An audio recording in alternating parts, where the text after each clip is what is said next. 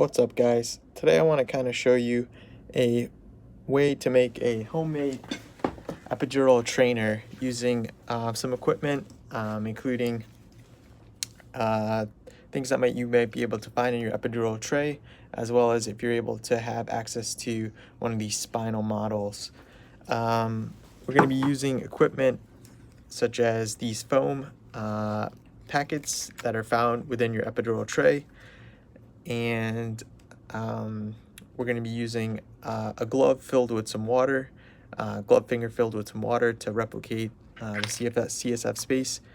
And the idea is to kind of combine both these foam packets to simulate the ligamentum flavum as well as the interspinous ligament, and then tape them together to kind of replicate puncturing through the dura.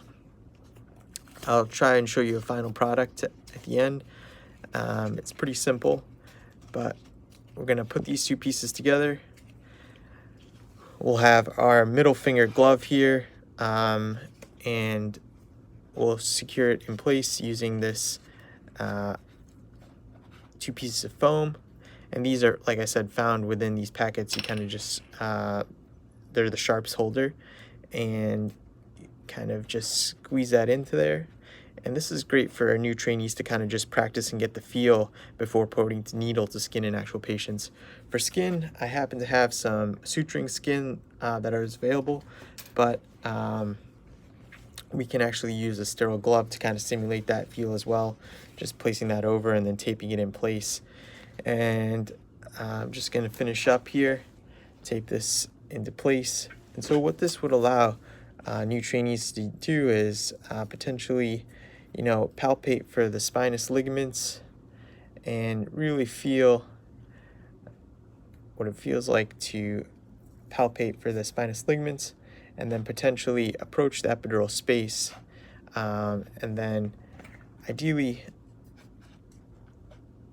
we would be able to potentially secure this in place as well a little bit better.